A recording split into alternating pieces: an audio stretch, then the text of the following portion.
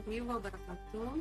Perkenalkan, saya Nurisma dari Prodi PG PAUD Universitas Islam Makassar. Pada video kali ini, saya akan membahas tentang tokoh sejarah Vygotsky dan teori Vygotsky.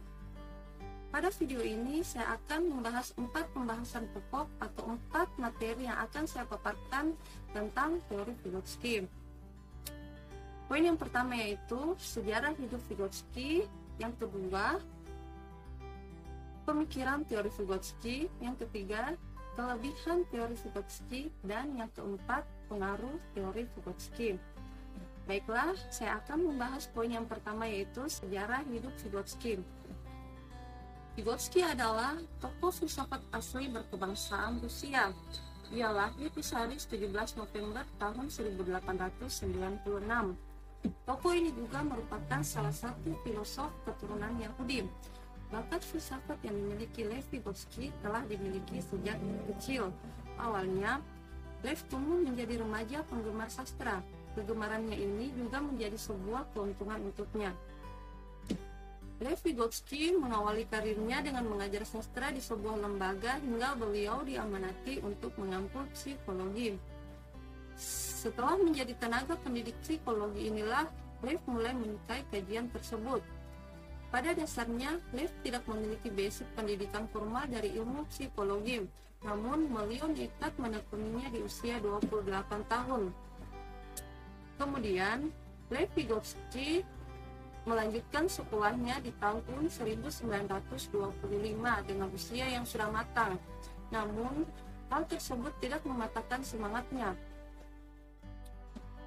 Tokoh filsafat yang satu ini sangat mudah dikenali fitrahnya karena beliau lahir di masa revolusi Rusia. Ia adalah filsuf asli Rusia yang mengungkapkan pemahaman tentang psikologi. Perjalanan Lev tidak terus-menerus berjalan mulus karena beliau kerap kali mengalami konflik dengan pemerintah pada masa itu.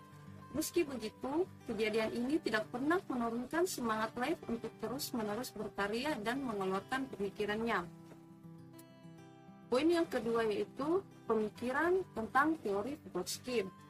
Menurut buku biografi Lev Vygotsky, ia belum sempat menikmati hasil buah pemikirannya karena beliau telah wafat sebelum itu. Tokoh ini meninggal karena terserang penyakit akibat virus TBC di usia yang baru genap 37 tahun. Pemikiran Lev sendiri mulai berkembang pada tahun 1934 setelah beliau meninggal. Lev Vygotsky juga berpendapat jika seseorang yang sedang belajar memahami merupakan pembentukan pengetahuan secara bertahap. Pemikiran Lev Vygotsky yang paling terkenal adalah tulisannya tentang teori Vygotsky.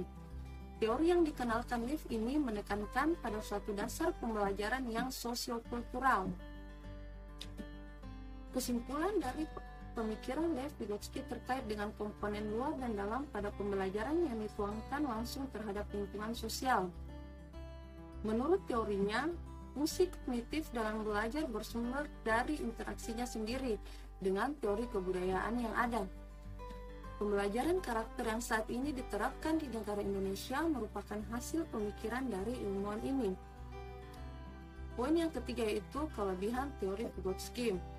Yang pertama, berpikir.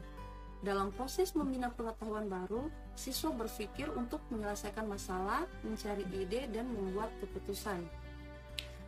Yang kedua, paham. Oleh karena siswa terlibat secara langsung dalam membina pengetahuan baru, mereka akan lebih paham dan boleh mengaplikasikannya dalam semua situasi. Yang ketiga, ingat. Oleh karena siswa terlibat secara langsung dengan aktif, mereka akan mengingat lebih lama semua konsep yang telah mereka pelajari. Melalui pendekatan ini, siswa membina sendiri kepahaman mereka.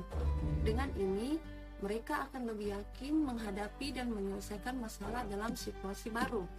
Yang keempat, kemahiran sosial. Kemahiran sosial diperoleh apabila berinteraksi dengan teman atau guru dalam membina pengetahuan baru. Yang terakhir, senang. Oleh karena siswa terlibat secara terus-menerus, mereka paham, ingat, yakin, dan berinteraksi dengan sehat. Maka mereka akan merasa lebih senang belajar dalam membina pengetahuan baru. Kemudian poin yang terakhir yaitu pengaruh teori Vygotsky. Pada buku biografi Vygotsky juga dijelaskan pengaruh-pengaruh yang ditorehkan tokoh ini.